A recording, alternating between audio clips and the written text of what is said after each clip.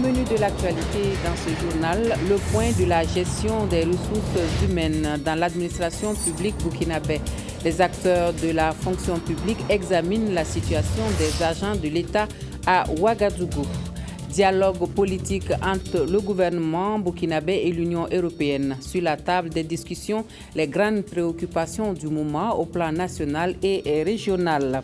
Bientôt, de nouveaux référentiels de la décentralisation pour booster le processus au Burkina Faso.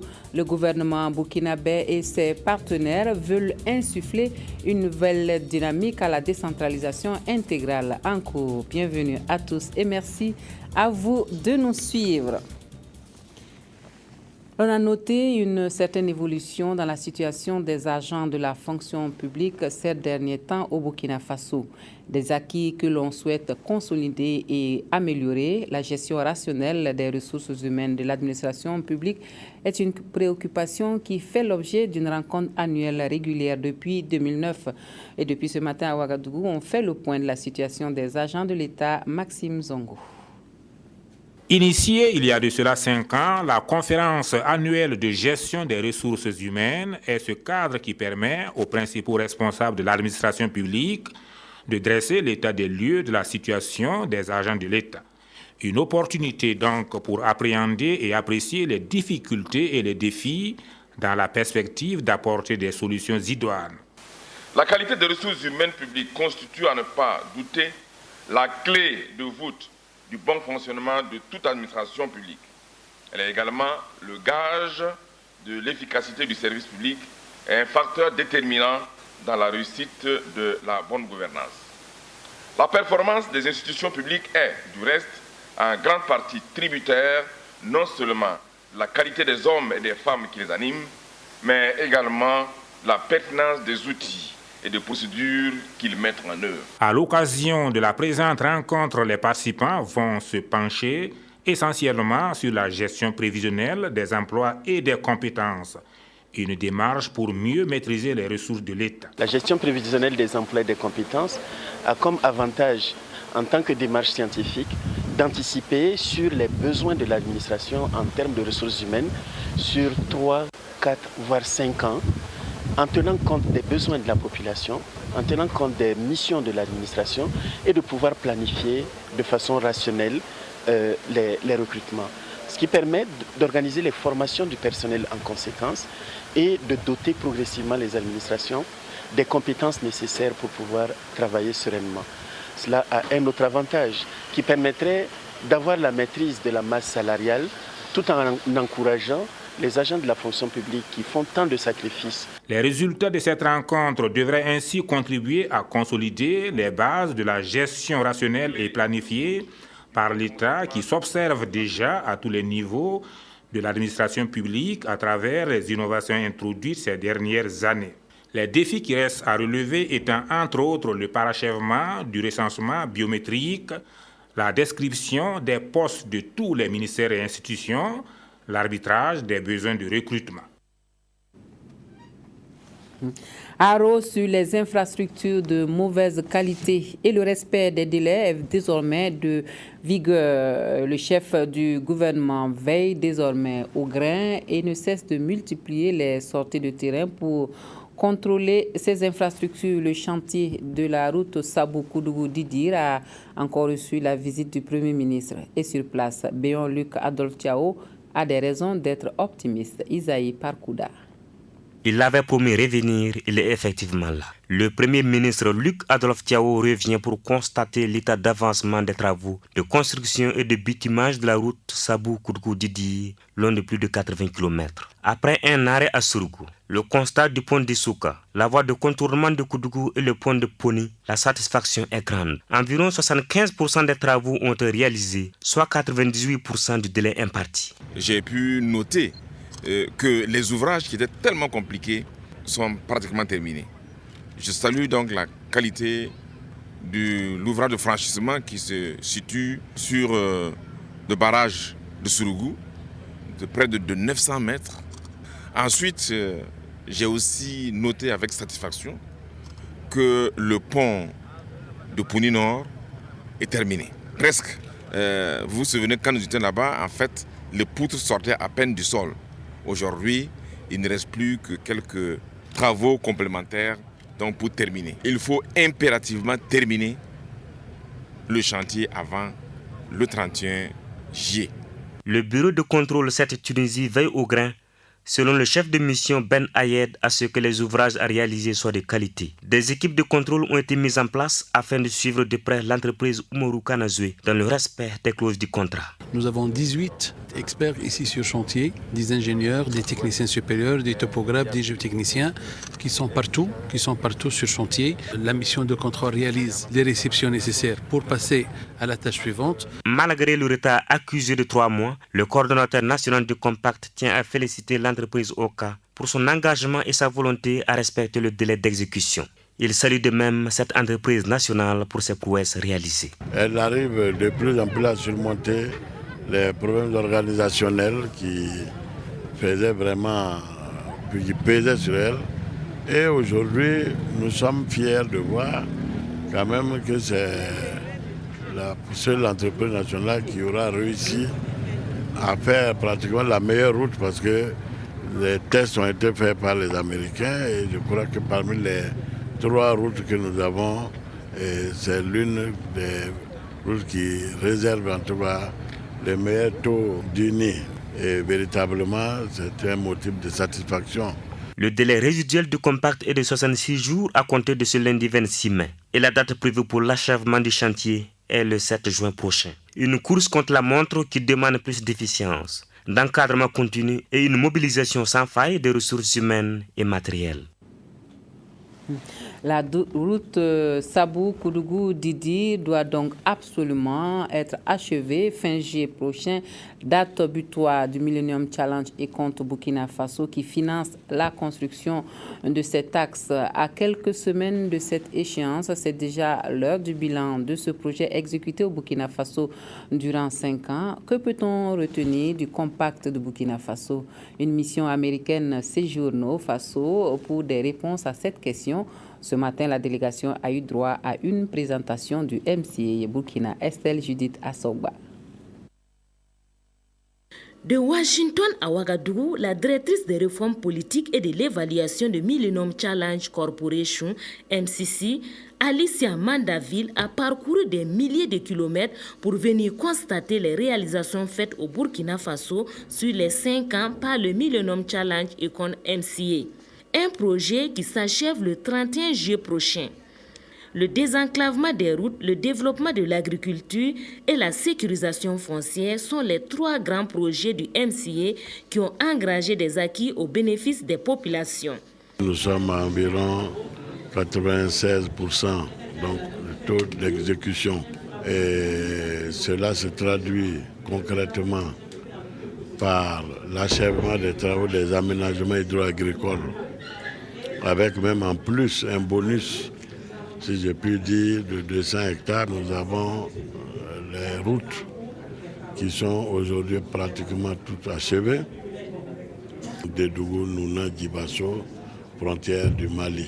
Il restera bien sûr les 2 routes Sabou-Koudougou-Didi et Banfora-Sendou qui sont en voie d'achèvement. Toutes ces réalisations ont coûté au gouvernement américain plus de 480 millions de dollars américains, soit 2,550 milliards de francs CFA. Et l'objectif est de réduire la pauvreté à travers la croissance économique. L'intérêt de la directrice des réformes politiques et de l'évaluation du MCC est soutenu. Et je suis impressionnée par les projets qui sont bien gérés et avec de bons résultats. Et j'étais très contente d'entendre parler de comment les peuples du Burkina ont bénéficié des routes, des périmètres irrigués et les titres fonciers. Et j'ai hâte de faire cette constatation. Après cette étape explicative, Alicia Mandaville se rendra cette semaine sur le terrain pour apprécier les différentes réalisations du MCA. Elle assistera du même coup à la remise officielle du périmètre irrigué dédié au gouvernement burkinabé et à l'inauguration de la route Dédougou-Nouna-Djibasso, frontière du Mali.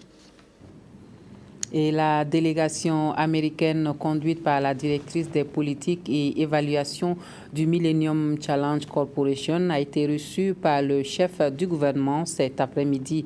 Alicia Philippe Mandaville, qui est venue suivre les derniers moments du programme exécuté au Burkina Faso, s'est entretenue avec Béon-Luc Adolphe Thiaw sur les acquis du MCA. Nous l'écoutons au micro de Jacques Lamissa Tarpaga. This was an excellent opportunity for MCC to talk about how appreciative we are of the solid work that's gone into. Ceci a été une occasion excellente pour la MCC de féliciter le travail dur qui est allé dans la réalisation de ces compacts et les bons résultats qui seront issus de ces compacts. C'est encore 65 jours pour ces compacts, ça c'est 2 mois, et l'équipe MCA, les coordinateurs nationaux et le Premier ministre sont tous engagés pour l'achèvement du travail. Ce que je peux dire est qu'on peut parler de bons résultats qu'on a déjà vus au Burkina et je me réjouis de l'occasion d'aller sur le terrain pour constater d'autres résultats.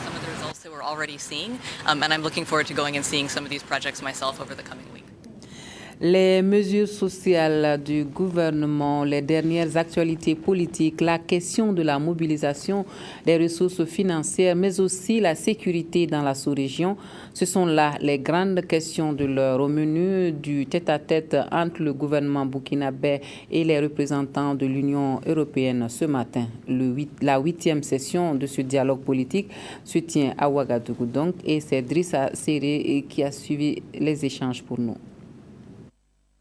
C'est dans le cadre de la Convention de Cotonou que le gouvernement et l'Union européenne se retrouvent pour la 8e session du dialogue politique. La dernière réunion remonte à novembre 2013. L'objectif de la présente session était de débattre sur différents sujets politiques, économiques, sociaux ainsi que le contexte régional.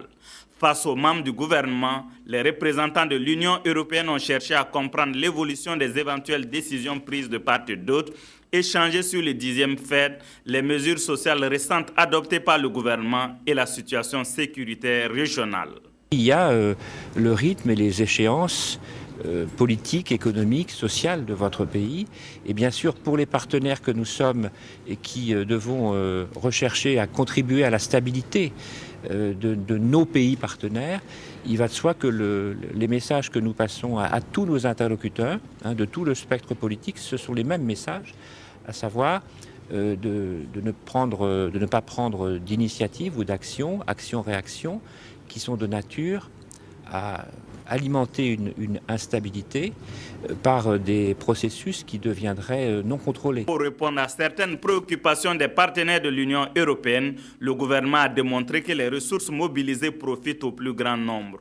Le Burkina Faso a pu bénéficier dans le cadre de l'appui de l'Union européenne un montant important d'aide sous forme de dons à hauteur de 623 millions. C'est dire que le développement que nous envisageons au Burkina est un développement qui doit donner des résultats, une croissance inclusive, c'est-à-dire une croissance qui fait appel à la participation de tous les acteurs. Cadre d'anticipation et de veille stratégique, la prochaine session donnera l'occasion de mesurer les progrès accomplis et d'envisager des perspectives de consolidation. Le pari est pris. D'ici 2015, le Burkina Faso devrait disposer de nouveaux référentiels de la décentralisation. Une année pour évaluer les performances de la mise en œuvre du processus et aborder un nouveau virage.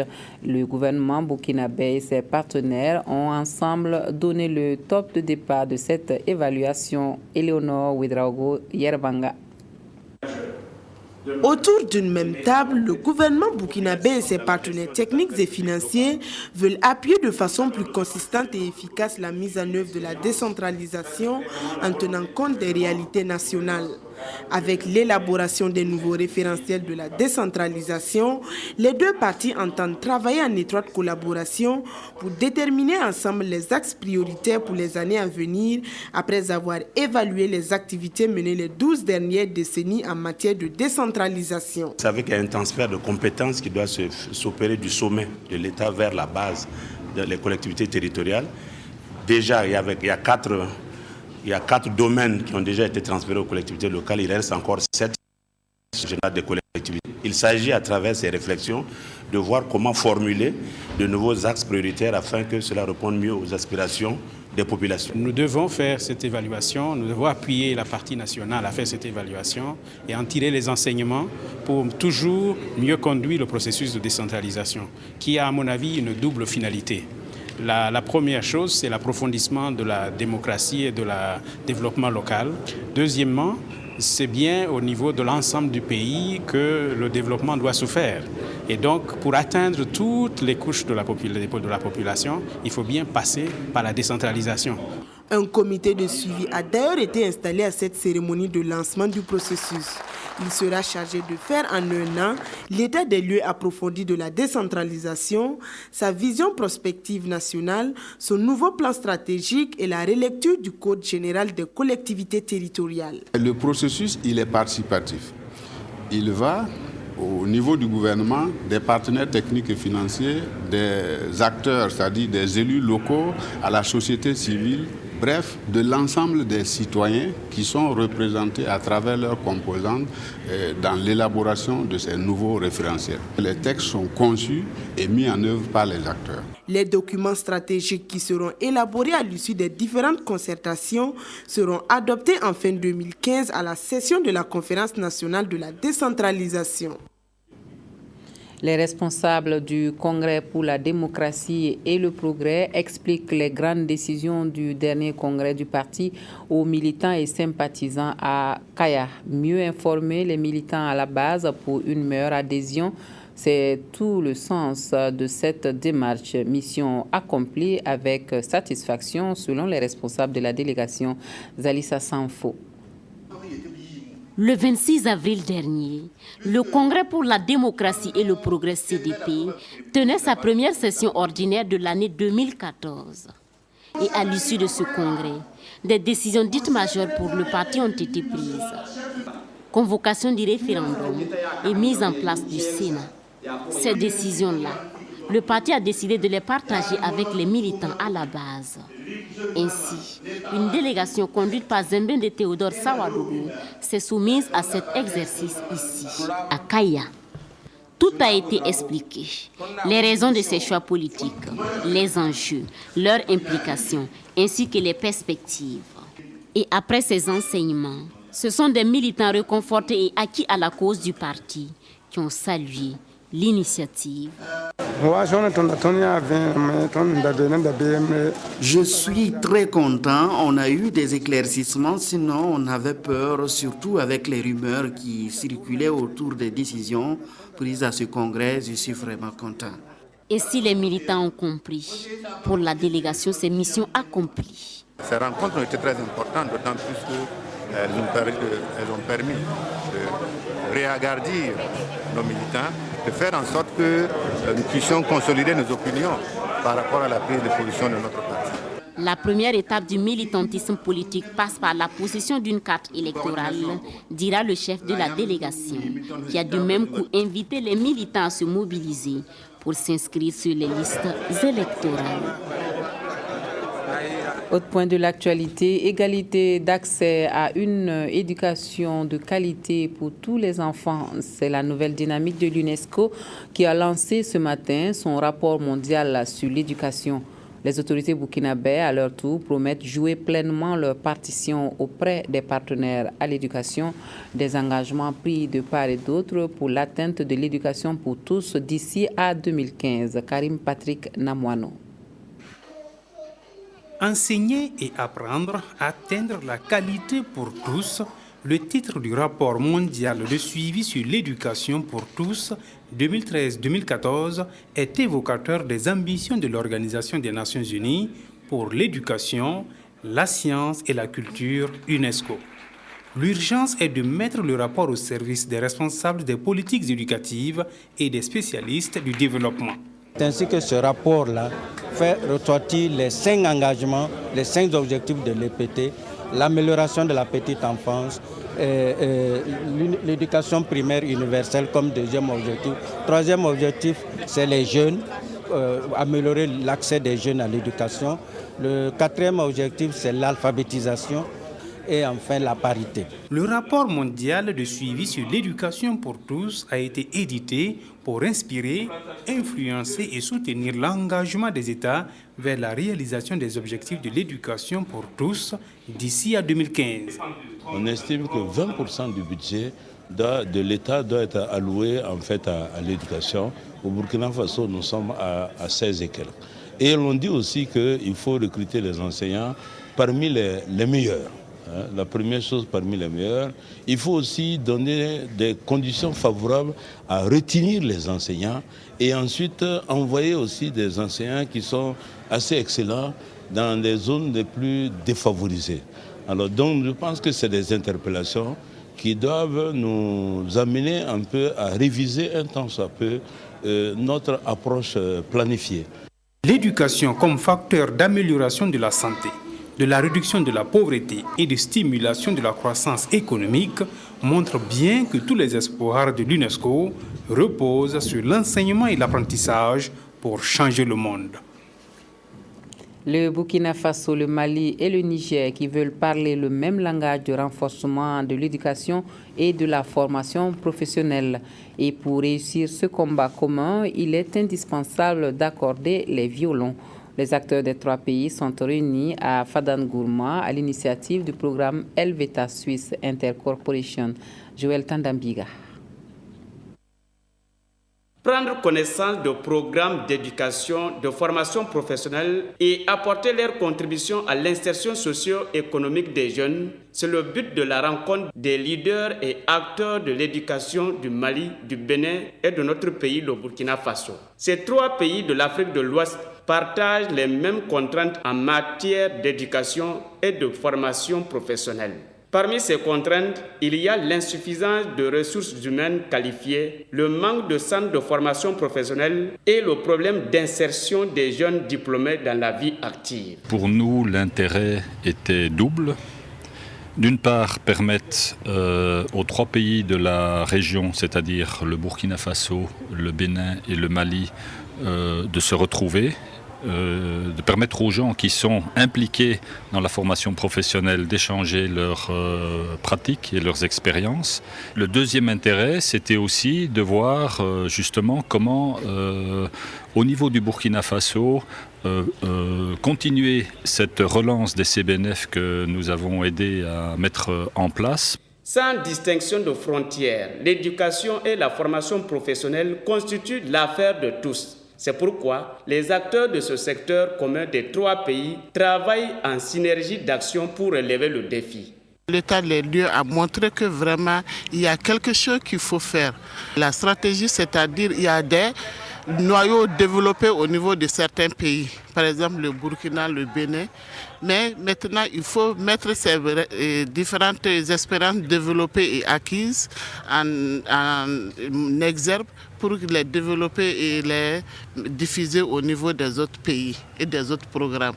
Au niveau du Bénin, le suivi, n'est-ce pas, de la formation professionnelle en termes de traçabilité, c'est un très bon outil que nous avons présenté et qui va servir aux deux autres pays en termes de suivi des jeunes que nous formons, en termes de suivi de leur insertion et surtout en termes de suivi de leur finalité.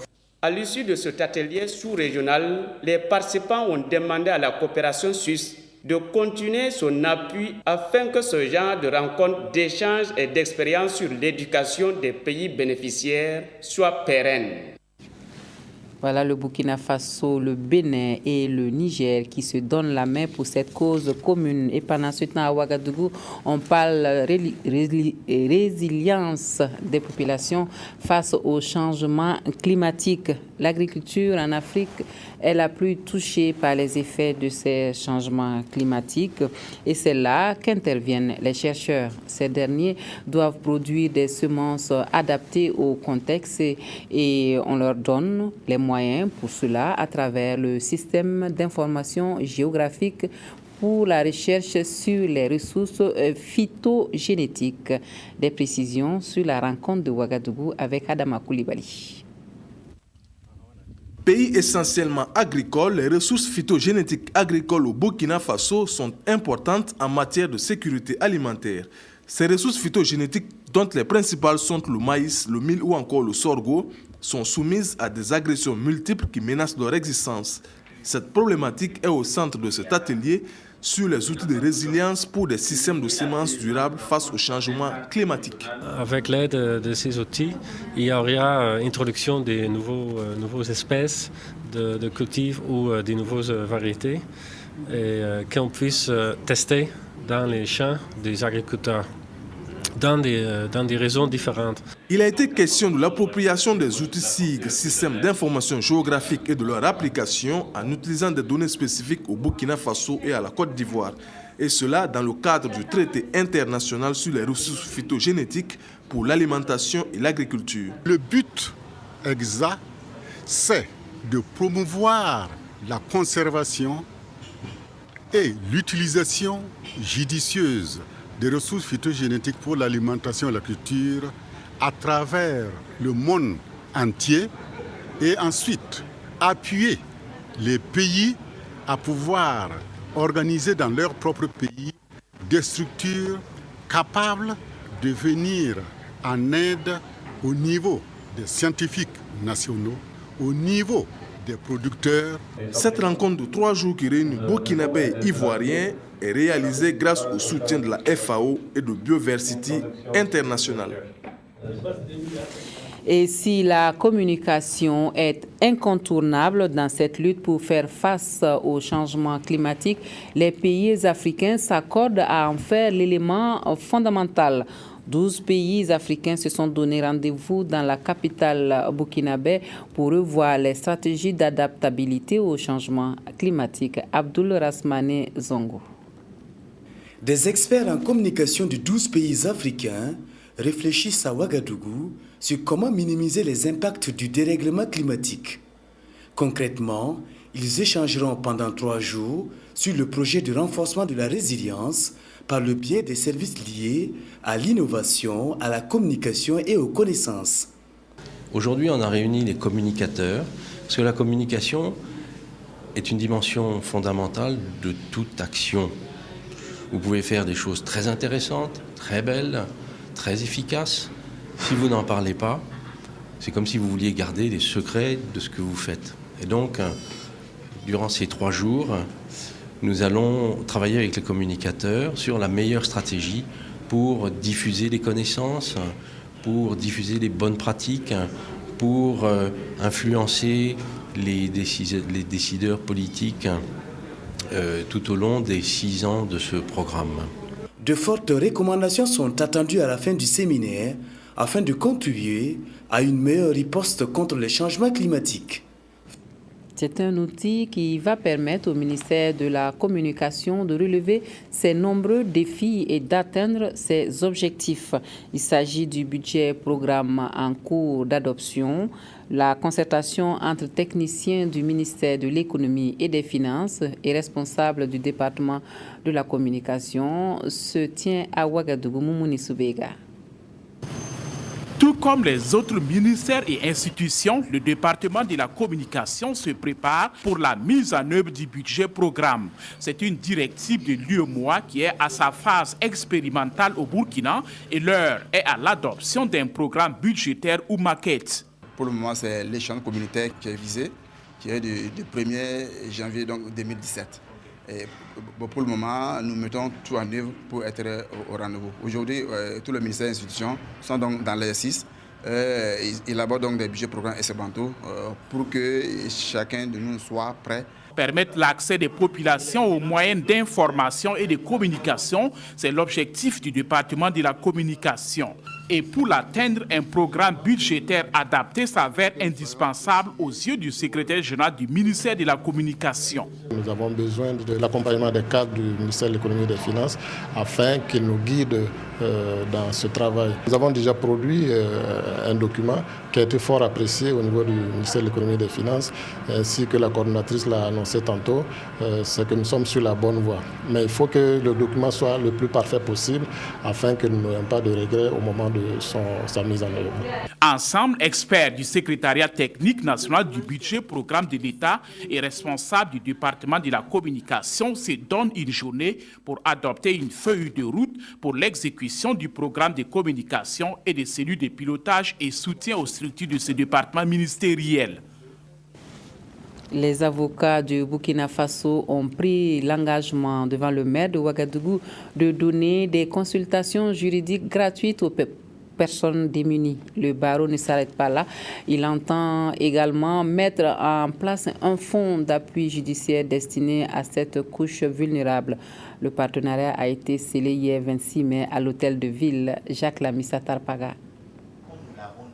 Tous les derniers vendredis du mois, un groupe d'avocats va mener des consultations juridiques gratuites. Ces consultations concernent les personnes les plus démunies de Ouagadougou. Elles recevront des conseils pour exercer et défendre leurs droits. C'est ce qui est consigné dans cette convention signée entre l'Ordre des avocats et la mairie de Ouagadougou. Comme pour dire, l'avocat, ce n'est pas que les honoraires. Dans la continuation de cela, nous allons mettre en place un fonds d'assistance judiciaire pour les cas les plus difficiles ou les cas les plus inacceptables. Trouver les moyens de commettre un avocat et ce fonds qui est en train d'être mis en place va servir à ce financement. C'est vrai que nous ne pouvons pas régler tous les problèmes, mais chaque problème qui est réglé est une consolidation de la paix, est une consolidation de la démocratie et de l'état de droit dans notre pays. De nombreux Burkinabés ont du mal à saisir la justice pour faire valoir leurs droits. À Ouagadougou, beaucoup de litiges tournent en règlement de compte alors que les voies judiciaires existent. Je sais qu'il y a des problèmes de cohabitation, il y a des problèmes de parcelles, il y a des problèmes entre autres de nuisances sonores et surtout des problèmes qui préoccupent au premier chef les populations les plus démunies. Et je pense que ça c'est un besoin qui existe et je sais qu'il y aura preneur par rapport à l'offre gratuite qui nous est offerte par le barreau. La mairie a un peu partout ces centres d'accueil des personnes de l'extrême indigence et de l'exclusion, qui ne peuvent pas avoir un minimum de fonds, même pour établir des pièces d'état civil et pour pouvoir répondre de certaines exigences du judiciaire. Un lien donc du barreau avec la mairie pour alléger et le barreau également pour apporter des consultations gratuites. Pour moi, je ne croyais pas que cela pouvait se faire assez rapidement comme ça. Le contrat entre la mairie de Ouagadougou et l'Ordre des avocats dure 1 an, un partenariat qui pourrait s'étendre aux autres communes du Burkina Faso. Les fidèles musulmans de Tourouba ont rendu grâce à Dieu vendredi dernier pour leur mosquée de vendredi. L'édifice religieux a coûté à son donateur plus de 10 millions de francs CFA. Ce lieu de culte va aussi servir d'endroit pour l'apprentissage de la religion musulmane. Aussi, les fidèles ont-ils souhaité que leur nouvelle mosquée contribue à consolider la cohésion sociale. Le récit de l'inauguration de la mosquée avec Fousseni Kindo. Ils chantent pour rendre grâce à Dieu d'avoir permis à leur village d'obtenir la réalisation d'une mosquée de vendredi. Ces élèves de l'école coranique de Tourouba, un village situé dans la commune de Lankoué dans le Sourou, implorent aussi la miséricorde d'Allah pour le bienfaiteur El Hadj Amidou Bonsa. Ce dernier a sacrifié de son temps et de sa fortune afin que le village de Tourouba puisse disposer d'un édifice religieux digne du nom. On demande le Seigneur que le bon Dieu nous accompagne pour la prière dans la mosquée et la volonté de Dieu, chercher la connaissance de Dieu et quand même avoir la cohésion, c'est s'accompagner pour les aides. En ces temps où le Burkina a besoin de paix, je pense que c'est encore un autre lieu de culte pour que les fidèles musulmans de cette zone-là puissent implorer le pardon de Dieu pour que la paix, en tout cas, soit sur le Burkina Faso. D'une capacité de près de 200 places assises, la mosquée de Tourouba a coûté environ 10 millions de francs CFA. Pour l'imam du jour, le prix importe peu. C'est le sens du geste qui compte. Et pour terminer, la CEDEAO souffle ses 39 bougies demain 28 mai. Le Centre de développement et de la jeunesse et des sports CEDEAO basé au Burkina Faso organise plusieurs activités sportives, dont un tournoi de football des centres de formation, tournoi qui a débuté hier 26 mai au stade municipal de Ouagadougou, Cheikh Karambiri.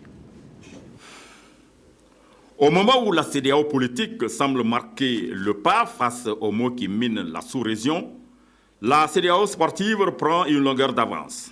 Le fait qu'il n'y a pas de crise en Afrique de l'Ouest ne veut pas dire que la CEDEAO politique n'est pas active. La CEDEAO est quand même une communauté qui œuvre dans plusieurs domaines, essentiellement le développement économique de la sous-région.